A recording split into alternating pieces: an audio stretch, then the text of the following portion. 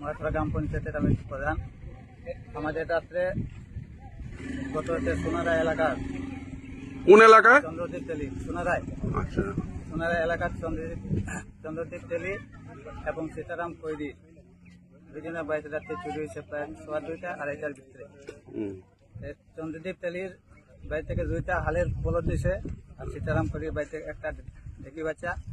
সেটা জানার পর 2:30টার সময় আল্লাহ পর সে পরে আমরা গ্রামবাসী এলাকা সবাই উঠছি সজাগ, সবাই খোঁজাখুঁজি করার পর কোনো সোর্স আমরা রাত্রে পাইছি না।